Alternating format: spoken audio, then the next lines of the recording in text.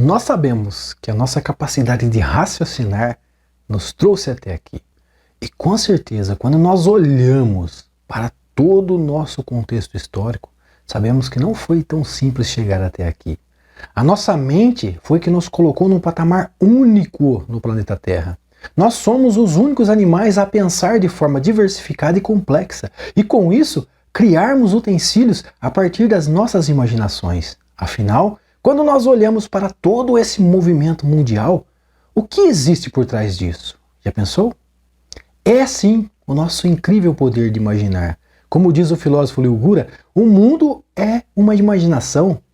O que está bem paralelo à ideia hermetista que diz que todas as coisas não passam de produto da mente do todo. Agora, tem obviamente o lado sombrio de toda essa capacidade que a nossa raça tem de fazer o uso da mente e posterior projetar a nossa mente para fora. Eu assisti a um breve discurso do biólogo australiano Jeremy Griffith e eu achei o conceito dele muito interessante. Confesso que um pouco diferente do convencional.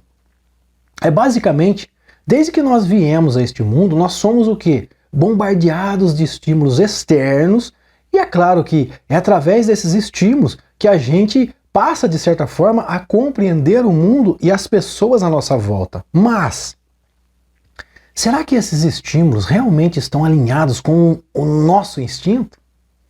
A gente sempre está inspirado naquela figura do guerreiro, do homem viril, naquele que se empenha o máximo para defender as pessoas do bem, como aqueles filmes de super-heróis que fascina da criança aos adultos, que também, no final da cena, no final do filme, sempre tem a conquista daquela mulher mais bonita do pedaço.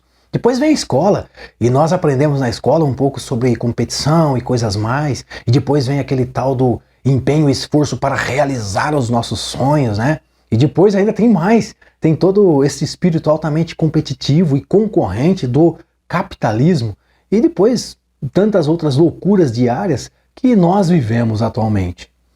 A ideia que nós temos sobre a nossa raça é que nós somos guerreiros e competitivos naturalmente, ou seja, desde o nascimento.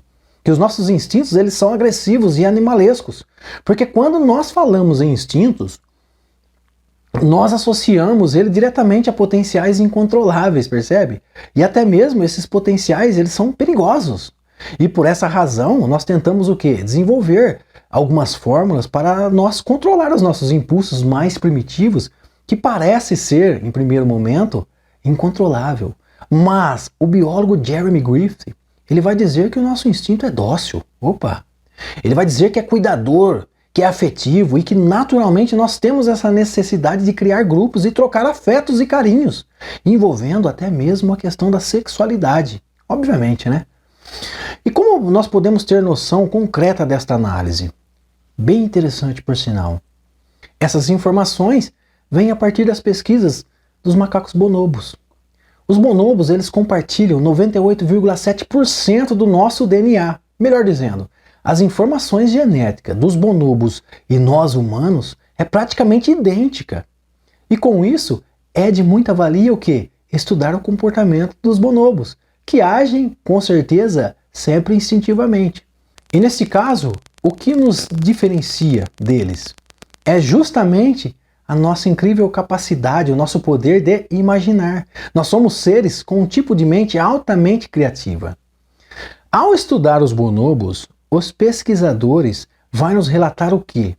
Que eles em geral são bem harmônicos, que eles também compartilham essa troca de afeto, eles cuidam uns dos outros e eles têm essa necessidade sempre de pertencer a grupos, porque isoladamente, segundo alguns pesquisadores, eles podem morrer de solidão, de falta, de tristeza e que além do mais as suas práticas sexuais elas são bem abertas, não há um parceiro fixo, todos literalmente transam com todos, chegando inclusive a relações homossexuais. Eles também praticam sexo não só para a reprodução, eles transam em posições diferentes e, no geral, eles têm uma vida sexual muito ativa. Eles transam várias vezes ao dia. Você consegue perceber nessa questão que eles são relativamente bem semelhantes aos nossos comportamentos mais instintivos? Quando nós pensamos na questão da sexualidade, eu me remeto automaticamente nos conceitos, por exemplo, da psicanálise, de Freud, quando em seus fundamentos ele vai associar as neuroses humanas aos desejos sexuais reprimidos, ou seja, que estão lá no instinto. Eu penso um pouco em Reich, que vai nos dizer sobre a função do orgasmo, da expressão sexual e das couraças que nós criamos por não expressar o amor e a sexualidade de forma natural e espontânea. Agora vem algo interessante que nós podemos tirar dos estudos do biólogo Jeremy, porque ele nos traz mais ou menos a percepção de que se os bonobos são dóceis instintivamente e somos nós muito semelhantes a eles instintivamente, porque o nosso DNA, lembra, é idêntico, 98,7%, então por que nós não somos dóceis e amorosos entre a nossa própria espécie? O biólogo, ele vai relatar o que talvez seja bem revelador para algumas pessoas. A nossa capacidade de imaginar é que nos distanciou da nossa verdadeira natureza. Ou seja, o fato de nós sermos agressivos, competitivos, egoístas, está mais para uma condição cultural e de excessos desses estímulos, dessas informações, do que em nosso DNA, verdadeiramente. Isso me faz lembrar de Jean-Jacques Rousseau, quando ele diz em seus estudos que o homem nasce bom, mas ele é corrompido pela sociedade. Consegue perceber? O conceito do biólogo também está muito paralelo às filosofias antigas do Extremo Oriente, como as filosofias do Zen, do budismo, do taoísmo, do hinduísmo, dos mestres yogis, que através da prática da meditação, eles ensinam o aluno a conduzir a sua mente ao invés de ser conduzido por ela.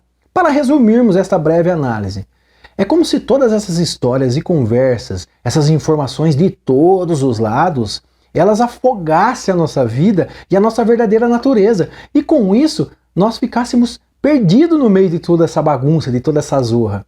E por nós estarmos perdidos no meio de tudo isso, no meio dessas ideias, dessas histórias, com o passar de milhares e milhares de anos, nós nos desligamos da realidade. E desde então, nós não sabemos mais quem nós somos. E parece que ainda nós estamos num loop infinito de perguntas e respostas, perguntas e respostas. Por outro lado, no íntimo daquele guerreiro durão, cara fechada, com a faca na boca, mostrando os dentes, aquele verdadeiro Rambo, no íntimo desse combatente só existe um ser humano, ironicamente, frágil, ferido e que talvez só queria transar com alguém, percebe?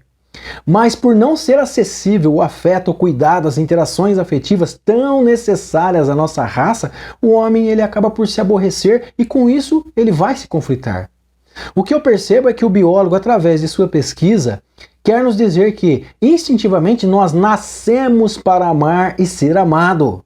Mas ideologicamente nós nos distanciamos disso, maneira tal que a maior parte da vida nós estamos lutando contra o que nós temos de melhor em nós. Irônico isso. É como se a vontade de Deus estivesse atuando em nossos instintos e a nossa crença ou a nossa mente tão conturbada que está, ela criasse barreiras e mais barreiras, impedindo o fluir da vontade de Deus.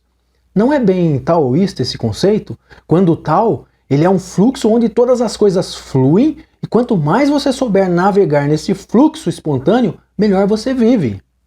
O livro do biólogo está disponível gratuitamente, não é preciso o cadastro, não tem essa de 100% online gratuito e com certeza valerá muito a pena garimpar este livro, porque obviamente terá muito ouro nele. E futuramente a gente voltará com mais vídeos sobre essas ideias que para mim são bem reveladoras. E é talvez um convite a nós para repensarmos sobre a nossa natureza, sabe? Sair um pouco dessa bolha, desse campo de estímulos que tem tanto reprimido e deprimido as pessoas ao redor do mundo, percebe? E nesse sentido, falando em correria, em realização de sonhos, e talvez saber como os milionários pensam para nós pensarmos iguais e com isso nós ganharmos muita grana como eles ganham, talvez a mente milionária nem seja aquela mente cheia de projetos, mas aquela mente serena e vazia. Por quê? Porque nela acabam-se todas as nossas expectativas, percebe? Talvez ouvindo a voz do coração, nós nos reconectamos com a nossa verdadeira natureza e com ela nós deixamos Deus se expressar em nós sem esforço algum, como diz o Tao. Bom, eu espero que esse vídeo seja útil para você e que lhe dê novas percepções em relação a nós e que você também perceba de forma clara e objetiva as consequências, às vezes positiva e negativa, que ideias equivocadas em relação à nossa natureza mais íntima, elas podem trazer na questão social. O que eu quero dizer com isso é que instintivamente os estudos têm comprovado assertivamente que nós somos seres amáveis, o que foge completamente daquela velha ideia de que nós somos seres competidores e guerreiros indomáveis desde nascimento, naturalmente, instintivamente. Será que as nossas verdadeiras frustrações nesse sentido, elas não advêm da tentativa incansável de nós tentarmos ser uma espécie que vai na contramão da nossa própria natureza? Enfim, pensa um pouco sobre isso. É como diz o Pequeno Príncipe, o essencial é invisível aos olhos, ou quem enxerga com o coração contempla Deus. Enfim, que juntos nós possamos resgatar o que nós temos de melhor, que talvez, quem sabe, só esteja escondido no meio de toda essa bagunça mental. Grande abraço, felicidades e até um próximo vídeo.